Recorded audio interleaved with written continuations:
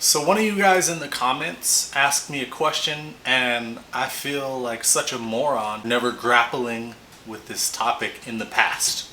So here we are. Before I get into it though, I want to plug the Patreon group. Today I will also be recording a Q&A for the patrons. It'll be Q&A number 3 for December. If you're interested in things like that and seeing what else we have to offer over there, please join.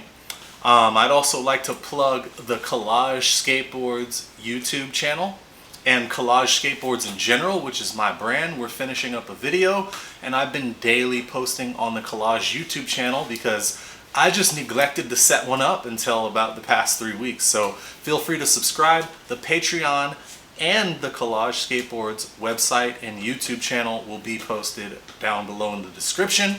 Also, I have a music channel called Dreadword Bernays. I make music there. I also have released music videos, have put up some of my instrumentals there.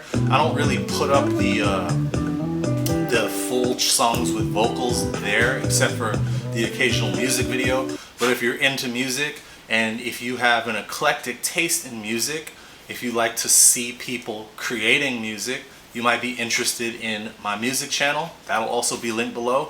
I'm releasing a single on January 17th. Funny how time flies, regretting useless lies. You did it for the prize, and life has cut you down to size. You can pre-save it now. That's also linked below. Enough plugging things, let's get into the video. So today is gonna be about tall guy skating, and specifically my tips and how I navigate being a taller guy as well as a skater. So I'm 6'1", like just a little bit above 6'1", maybe 6'1.5", which on top of a skateboard, that makes me like 6'4", and that presents its own unique challenges. So thank you to the person who asked me to cover this in the comments, because for whatever reason I never thought of addressing this. And that might just be because usually when I'm at a skate park or when I'm skating with people, most of the other people skating tend to be 3 or 4 or 5, 6 inches shorter than me. And you know, the ideal height, in my opinion, for a skater is somewhere from like 5'6" to 5'9". And once you see skaters get over that range, you can tell it tends to be a little bit more difficult.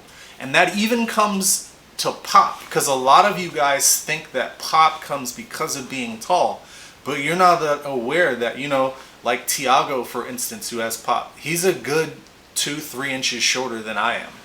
All of the really tall guys you've seen in skating, the Ed Duffs, the Ron Whaleys, the Stacy Lowrys, none of those dudes had pop.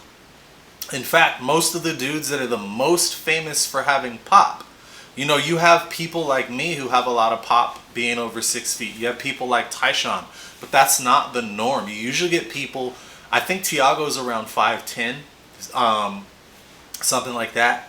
Or you get people like Brandon Westgate, who's much shorter than that even. You get people like, you know, Donnie Barley had good pop. He's like the same build as Westgate. It's usually guys with that build who tend to have that pop. And the reason is, like, when you have longer limbs, like I have long limbs. I have a 76.5 inch reach. I have long legs. I'm West African diaspora. We tend to have longer limbs because whatever, it's an adaptation because that helps dissipate heat. And so there's just more limb for when my synapses fire, for my nervous system, for it to travel from brain through all of that. And then you also have things like, I believe it's every inch of height, you can add an expected 10 pounds, right? So I'm 205 pounds on average. I've gotten as low as 199 recently and as high as like 207. But I'm typically like 204, 205. And most skaters are just not that heavy as well. But because of my height, me being in good shape, I'm still that weight. And that creates other issues as far as like the amount of force that you're exerting whenever you're on the ground. I forget the actual number, but it's kind of staggering if you think of how much force is going into the ground. And when you get especially to skating the way that I do at my level and at the level that some other guys skate, a lot of other guys skate at, where you're jumping down stuff, like it matters quite a bit. It's what caused me to have to change the way that I skate my trucks when I was skating a lot of handrails and jumping down a lot of gaps. But I have things that I use to help me navigate my being on the taller side. And I don't consider myself tall usually, probably just because it's myself and I'm not thinking of myself in those terms, but other people always say that I am. When I think of tall, I think of a basketball player, but that's probably how it works. I'm sure for every guy who's Michael Jordan's height, I believe he's 6'6", he doesn't consider himself tall. He thinks of Shaq and Yao Ming and dudes like that as tall. But nevertheless, the way that I navigate height, and the biggest thing is just going to be, I tell people this all the time, and it really came into play when I was skating stairs, but now I use it a lot when I'm skating ledges, is just remembering to bend. Because when you're on the taller side, right? When you get to that like 5'11" and above range, maybe even 5'10", you really want to be crouching more than people that are shorter than you have to, because you want your center of mass to be lower while you're on the skateboard, right? When I'm teaching kids or when I'm teaching teenagers or anybody like that, you know, we've all heard the horror stories about how SUVs are when you're turning quickly, how they topple over. And we've all seen sports cars and how they're very low to the ground and they're spread out wider so they can turn corners better and at higher speeds. Well, I try to mimic this myself. And I tell people that I'm 6'1", and when I go and jump down a set of stairs, I try to pretend that I'm 5'6". I try to shrink myself down to that range. Now, I'm going to give you guys a caveat, because the thing is, I'm a very advanced skateboarder. And so my body also is in a very advanced condition, meaning I've taken a lot of damage. I've had a bunch of injuries. Matter of fact, there's something going on with my right knee. I'm going to need an MRI, but I'm not going to get it until I'm finished with this video part, because I think it could be pretty bad. When I lift up, if I lift up my left leg like that, when I do that with the right leg, the knee clicks in underneath itself. It's been happening for a couple months, but I'm just going to thug it out, and then I'll get an MRI and deal with it after the video is done. However, my body is riddled with those types of injuries. You know, I've torn my plantar fascia on the bottom of my right foot, sprained my MCL, sprained other things in my knee, had ridiculous ligament damage on my left ankle, like more than a dozen sprained ankles, just a ton of damage to my body. So even though I'm attempting to bend to that lowest point, there are days where I don't manage to get as low as I would on others, simply because of stiffness, damage to my body and all that. But that doesn't mean that you shouldn't, because you've seen a video which may be an outlier. And you know, some people might come to me with examples. They're like, well, I saw this guy when he did this trick and he wasn't bent. Thing is, when you look at a skater who's at a high level, somebody who skates at a high level has been skating for a long time and has a whole lot of experience doing what they're doing. But you're a beginner, and that person can get away with things that you can't, because they have things like muscle memory, a higher level of confidence, and a higher level of experience that are going to allow them to get away with things that in the beginning, if you try to skate that way, for one, you're going to develop bad habits, because you know, it's just like martial arts, which I'm always coming back to. And you know, when you go and you learn to box or you learn any martial art, you're going to be taught to keep your hands up, right? Specifically, like if you are an orthodox fighter, keep that right hand glued to your chin. When you flick out that jab, you flick out that jag, and then when you flick out the jab, pull it back to your chin before you throw the cross. If you throw the cross, right? However, if you watch some very high-level fighters, their arms are down here, and they're using flicker jabs, and the jab comes from a different angle so people can't see it. However, that person, when they went in the gym, they learned all of the fundamentals first. So then they could learn what they could get away with breaking due to their attributes or due to their strengths. But in order for you to learn what your strengths are and what you can get away with, you have to have better technique.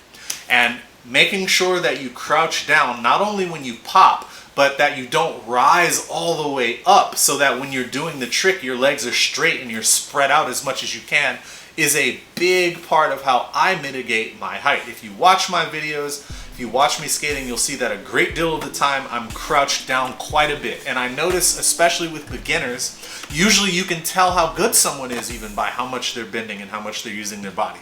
And with a lot of beginners, I'll notice that they struggle with this. And I'm not only talking about tall people, I'm talking about people of all sizes, but especially if you're tall. It is important that you're bending.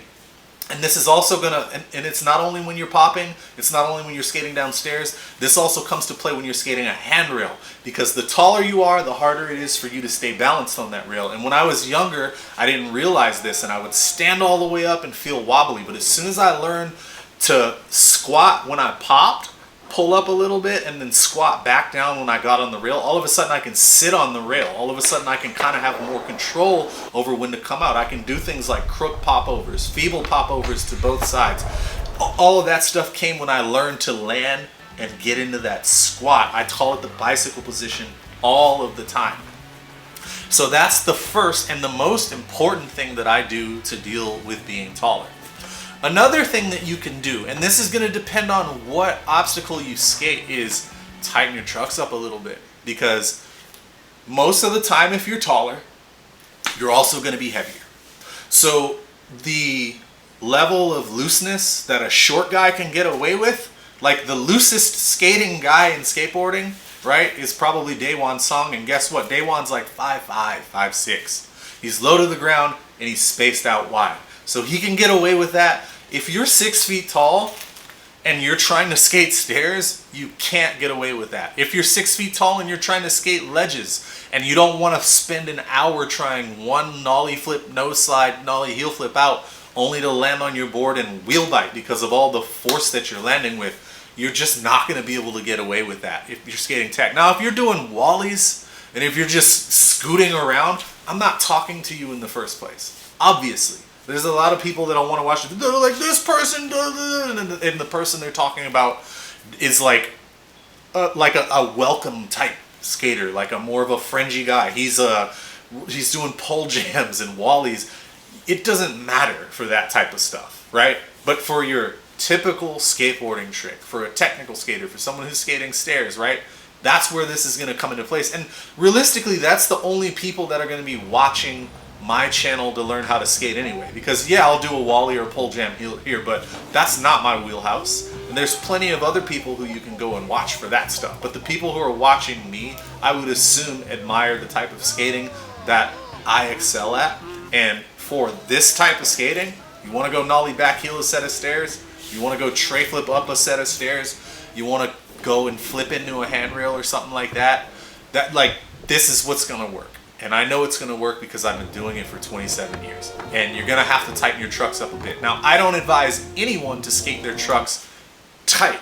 I skate mine medium. And a lot of times they end up being looser because me being taller and heavier, my trucks loosen up really fast. In fact, I have to change my truck tightness or looseness like every other time that I go skate. That's just how it is.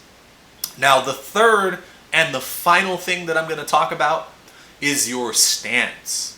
So I talked about the analogy of an SUV versus a sports car earlier. SUVs tend to be taller. You turn a corner, they roll over. Sports cars, they tend to be lower, but they also tend to be wider.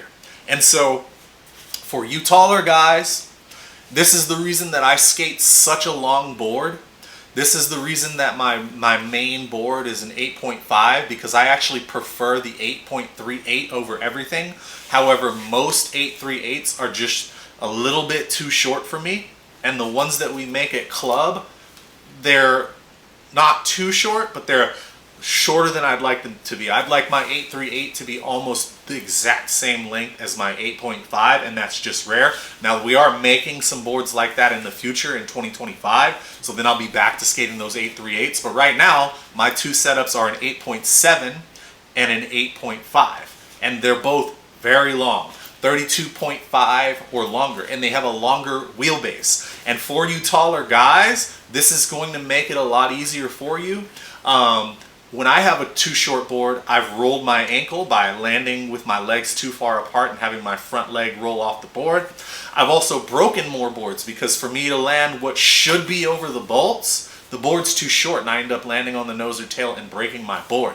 This is also going to give you better balance, and when used together with you squatting down nice and low, this is going to be optimal for you to balance. And also, when we're taller, if you use bending and rising well enough, you don't need your feet to be as close together to get pop as someone who's shorter and they don't have that whipping. There's not as much body for them to whip. Now, your pop is going to take place slower than those shorter people. That's why it's often easier, and you see those shorter people having more pop. I mentioned Brandon Westgate earlier. Donger was another guy. He was one of the most famous pop guys, very, very short. The majority of those guys are.